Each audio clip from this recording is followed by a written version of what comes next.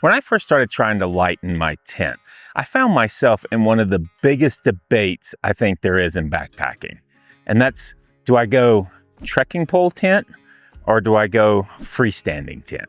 So today we're going to look at two of the most popular tents, I think, in both of these fields, to be able to help give you a general idea of what you're looking at for either one of these types of tents, and hopefully help you make the decision I had a hard time making when I first started out. So we're going to be looking at the Durston X-Dome 1 Plus and the Outdoor Vitals newest tent, the Circ.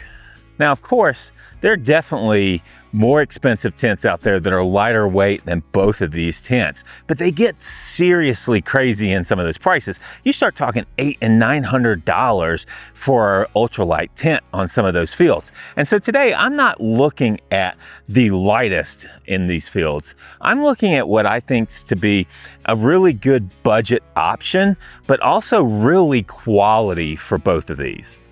All right, so let's start off with Outdoor Vitals' newest trekking pole tent that hit the market this year, the Circ. And I tell you what, this tent, one of the first things that I noticed about this tent was actually how easy it is to put up compared to some of the other trekking pole tents I've had. This thing, you can tell that definitely the guys of Outdoor Vitals, you know, they get out and they backpack a lot. And so they've taken a lot of that information and that knowledge from being out on the thing and really tried to put it into this tent. Once you get out and you stake out your four corners of the tent, it really just kind of pops up really easy. And they've got these really cool longer guy lines that they have that allows you to kind of start off with them loose and then get everything up, get your poles up, get everything pulled a little bit, and then walk around. And depending on the terrain that you're on, you can come back and tighten them all up as you go around. And I think that really helps kind of get it good and taut so that, you know, if you do get any wind or other things, it makes it a very good and stable tent. The other thing that I've noticed after using this tent for the last couple months has been the ventilation that they put into this. This thing, you know, one of the biggest challenges that I've had a lot of times with trekking pole tents, especially single wall tents, when you're really trying to go ultralight like that, is getting moisture into your tent. And one of those challenges is because you don't really have a lot of ventilation in some of those. And so I think they did an amazing job here with being able to put quite a few places to be allow for ventilation. So of course, on the main door, they've got a screen mesh door here for that. And so that allows some, but then they also put in the bottom corners some extra mesh there to where you could allow some airflow to come in from the bottom. And then on both sides of the tent, you've got vents like you see in some other tents that allow for that flow at the top too. So with all of those things that you have there, and then a little bit of mesh on the back, you really get this good flow of air in there, which really can help with a lot of the condensation. Does it eliminate it? No, but it does, I think, minimize it quite a bit from what I've seen in some of my other trekking pole tents that I have. The other thing that I really like about this tent so far is that they made it pretty tall. And so this tent is a little bit taller than a lot of other tents that I've seen before in some of these, you know, one-person areas. So what they did is they have it set to where it kind of angles there on the top. And so one side of the top actually has a height of 44 inches, and then another side of the top has a height of 53 inches. And so for somebody like myself who's pretty tall, it really makes it a lot more comfortable to be able to sit up in the tent. If I'm stuck in there, I can easily get in there and have plenty of room. Like right here at the front, I mean, I've got a lot of room above my head. And so I don't feel like I'm in a coffin like I normally would with a one-person tent. The other thing too, so with the Circ, so they don't really advertise this tent as a one-person plus, but I would put it into that category because it's definitely bigger than most one-person tents that I've seen. And so one of the things that they did, and so it's kind of a standard rectangle, and it's not super wide when it comes to things. So in here, I've put the largest air pad that I have, which is probably one of my more comfortable ones because it's bigger. So it's a long, wide Nemo air pad that I have in here. And so you can see where there's not really a lot of space once you put this air pad in on the side of you here to be able to do anything. But where they added the extra space is in the length. And to me, that's just so amazing to be able to do that. Because for those of us that are tall, you know, I'm 6'3". And there's a lot of tents out there when I start getting in, especially if I try to get into the one-person tents, where I'm touching the edges of the tent. But where in this tent, I can easily push back and get to one end here. And then I've got a good almost 1.5 feet, if not 2 feet, on the other end of the pad here, where I can either put gear, I can have my dog sleep in here with me. It makes it a little bit more challenging, I have noticed, since getting it out, because I've got a very cuddly dog. Moose really likes to kind of be right there with you. And so we were working on trying to see if we can keep him at my foot, but he has a tendency to want to come crawling up on top of me. And so I have noticed that in some of my other tents, a lot of times I take 2-person tents with him, that he will sleep on the side of me if there's plenty of room, because he can be right there next to me. Whereas in here, there's not really room for him to be right next to me, but there is room for him to be at the bottom. You've also got your standard vestibule where you could, you know, easily put gear out here if you wanted to, as well in these tents. So now let's talk a little bit about price.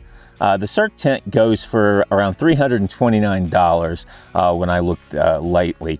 And that's if you're not a member with Outdoor Vitals. One of the cool things that I've always said that I really love about Outdoor Vitals is their membership program, because not only does it give you discounts towards all of the gear that's on there, but the fee that you actually pay doesn't actually go to them. So it's not like you're giving them money for a fee. You're paying for a fee, but then that money goes into like piggy bank for you to use towards gear. So it pretty much just gives you a place to save up and be able to buy gear.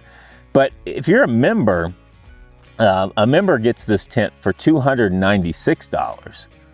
And so that's a really amazing, to me, entry-level price for being able to get into a pretty ultralight tent. Now, one of the things that I will say that a lot of people complain about is that they don't sell the tent with stakes. So, you know, many of us, if you've ever had a lot of gear, you probably have your own stakes, which I do.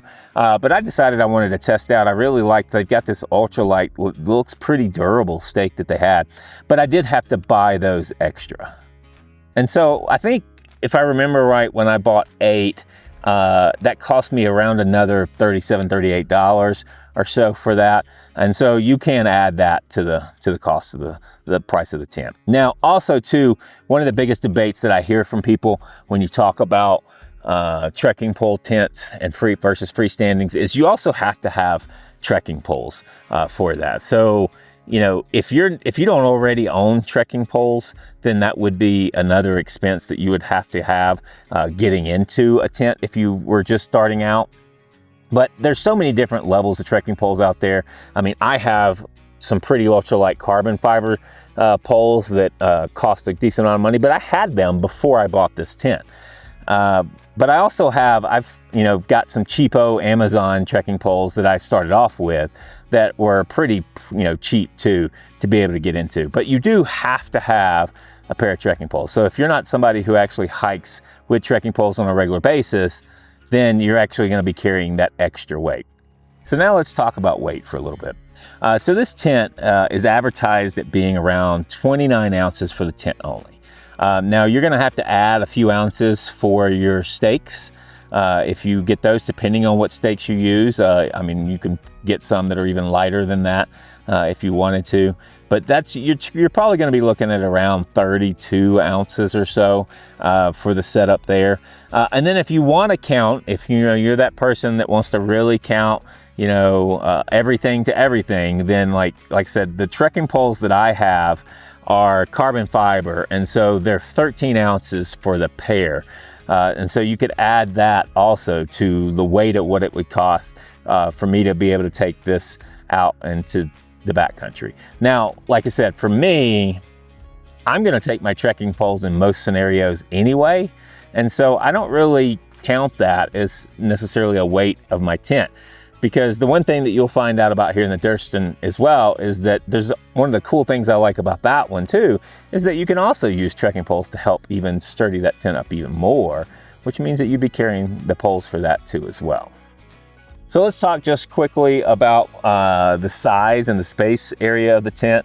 So for the flooring part of this tent, you've got around 91 inches or just over that for the length. And so that gives you a lot of space for that. And then the width of it, you're looking at around 28 inches, which if my math is correct, which, you know, I make no promises that it is, then the square footage in this tent should be just under 18 square foot. But ultimately, so far, I really do like this tent. I really like how easy it was to put up. You know, and so even for a lot of times I will tell beginners, you know, be careful about getting trekking pole tents because they're not the easiest thing to really get up. And I get frustrated sometimes with trekking pole tents, or at least when I first started out with them. But I think this one, it was a lot easier than I expected it to be able to get it up. I didn't really have to watch hardly any videos or do anything like that at all. And I managed to get this up the first few times that I did it without too much effort. So now let's go look at the Durston. All right, so now let's look at the Durston X-Dome 1 Plus. This tent is amazing. I really, really like this thing. You know, now, of course, they recently just came out with the X-Dome Pro 1 Plus. That is the lightest, probably freestanding tent, I think, on the market. But this one, I'm really liking. But now I will tell you, so when I first got the tent, one of the things that I like to do when I first get tents is I always try to just take it out and put the tent up without any instructions, without watching any videos or doing anything whatsoever. Because, I mean, I've been camping for 30 years and I can just about get up almost any tent without anybody telling me how. But if I'm honest, when I first started trying to put this one up, I got confused. After I learned exactly how it was, it makes a lot of sense. I actually had to sit down. I started off and I couldn't figure it out at first because, you know, I assumed, right, you know, when you start looking at it, that the poles went on the outside, but then I couldn't figure out how to get the inner on the inside. And so I actually had to sit down and watch Dan Durston's video. But I will tell you, it took me a few minutes to sit there and watch Dan Durston's video. I even fast forwarded through a lot of it, didn't even watch the whole thing. And I quickly figured out where I was going wrong. And then ever since then, this thing has been so super easy to put up. And one of the things that I really love about this tent is the flexibility that it has to be able to do anything. So not only is it a full freestanding, so unlike some of my others that are semi-freestanding when I started getting lightweight, this one's full. And so there's so many different ways that this tent can be pitched. You can pitch the outer first, which is a really cool thing whenever you're out in the mountains and maybe say a storm comes up and you want to be able to quickly get something up so that you can get your stuff in there and get into shelter. So you can quickly get this thing up with the outer and then crawl in there and put the inner in after that. Or you can just put the inner up by itself. So if you got a beautiful night and you just want to sleep without the rain fly on it, then you can totally set it up with just that as well. And then also, of course, the third way is that you can set it up with the inner inside of the outer. And it's got so many different cool kind of ways for that. One of the things that the Durston tent's really known for is this 1 Plus design, right? So the way they design theirs is it's not fully rectangle. And so when you go to set up the tent, you'll actually realize, because it tapers down at the feet to a smaller portion and then widens out at the top. And so they're giving you the extra space in the X-Dome on the side, but only half of the tent has that. So instead of making this like a full-on 2-person tent, they've just cut off a portion of it, which does make it a little odd when you're setting it up, because you have to pay attention to that there's this little string area here where you have to be able to hook that out to the pole section to be able to tighten up that inner portion and that bottom portion of your tent for that. But for me, kind of the nice thing that I like about this one is, you know, you can see here I've got the same long wide pad in here that I had in the Circ. And so with it being in here and I've got it pushed to the head, there's not a lot of room at the foot. I mean, there's a little bit. I've got maybe, I don't know, 6 inches or so, 8 inches maybe, that I could put a little bit of gear if I wanted to there at the bottom of my feet. And so you've got a little bit of space there, but you got a lot of space here right next to you where you could be able to put gear, or in my case, it's perfect for Moose to be able to sleep right next to me. And so in this one, he doesn't have to be necessarily at my feet. He can be right there on the side. So it really just depends on how, you know, the dog is or how some of that goes for that. But this one also has a good vestibule space. So this, you know, would zip out, and you've got space here where you can kind of put your gear to as well if you want to put it out in the vestibule. But the other thing that I just really like, I mean, this is one of the things I think that makes freestanding tents so much better than, say, a trekking pole tent, is that even before I staked this thing down, I was able to put it up here because it's not really that windy here at my house. And then I was able to move it where I wanted to. So once you get it up, then if I realized, oh, hey, that wasn't kind of the right place, or maybe the tilt of the tent wasn't necessarily right, I could easily pick the tent up and move it and then restake it down. Whereas with a trekking pole tent, you really can't do that, because if I needed to move that tent, I'm gonna have to unstake everything and just basically reset it up. All right, so let's talk price for a second. So the Durston X-Dome 1 Plus is currently running for around $464.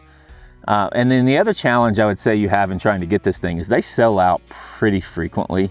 And so you gotta be really quick. I think they were saying when the X-Dome Pro 1 Plus came out the other day, it sold out in like seconds. I mean, I think it was 45 seconds or something it sold out.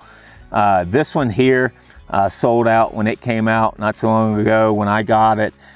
Pretty quick, like, I don't think it was in seconds, it might have been in days. But you can see, like right now, if you go online and look online, you've got to wait till the next supply of tents come in. And so that's something that I think happens a lot with the Durston tents. So it can be a little challenging sometimes to get the tents for that. But, you know, there's some other companies that do, you know, have that challenge too as well. You know, some of it I think is them just trying to figure out the market, figure out what they should be ordering, or maybe they're just trying to figure out how fast the companies can produce them, you know, when they're doing them. This tent did come with, not only did it come with stakes, it came with extra stakes. Like it came with plenty different types of stakes, you know, to be able to do this. As I mentioned before, they've got a setup here to where you can actually put trekking poles in here on the front and on the back to be able to even make it more sturdy. They gave you, there's more guidelines you can take, and you can tie off guidelines to these things to be able to really sturdy it down. I haven't been in a scenario where I really needed to make it that sturdy, but I think it's pretty cool that they give you all of those things so that you've got the options to be able to do that. And kind of, you know, with a freestanding tent, right, it comes with a pole. So for me, I chose on this one, I got the carbon fiber poles when I got this, but I got the short ones because a lot of times I like to keep the poles separate from the tent.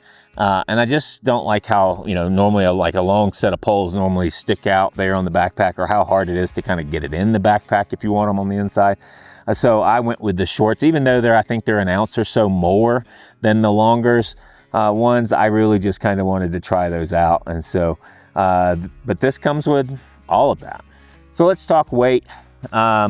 This particular tent here, the outer is said to weigh right around just over 14 ounces. I think it's 14.3 ounces for the outer itself. The inner tent is 12 ounces, or just over 12. I think it's 12.9 ounces for the inner. And then the carbon fiber poles that I got are 11 ounces that they have there.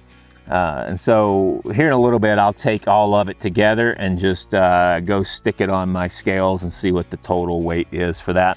But this pole, I mean, this tent definitely weighs a little bit more than, say, the trekking pole tent if you're not counting the trekking poles. Like I said, for me, you know, I don't really normally count the trekking poles because I'm going to take them either way. I mean, even if I take this tent, there's a good chance I'm still taking the trekking poles. So for me, I don't really normally count that. So you can shave some weight sometimes by going with a trekking pole tent than, say, like a freestanding tent. But I tell you what, the flexibility that a tent like this has and being able to move it around and other things, kind of like, I mean, I'll just use the example here. You know, I just set this thing up in my yard, but there's no way I would sleep in this tent where I'm at right now because I'm on a hill slanted down with my head headed down the hill here. So it's nice to know that in this scenario, if this is where I'd have set it up, that I could have went, oh, duh, I can't do that. And let's pull the stakes up and move the tent to a better placement for that. So really super excited. I've only used this tent a couple times.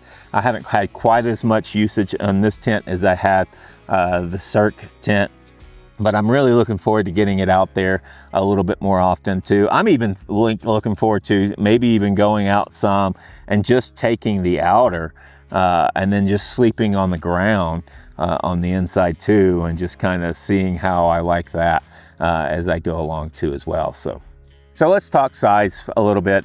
This tent here is around 42 inches in height for the tent itself. So that's about kind of the lowest part that you would have on the Circ that we had there. And so once I sit up in this, I don't have nearly as much headspace in it, but it's still enough. It's not too horrible when you're in there. And then too, with all the extra added space, I actually still feel pretty decent about being in here because, you know, with the doors open and other things too, I feel like I've got some room to kind of move around. So as far as the flooring goes, you're at about 85 inches here on the floor length of the tent itself.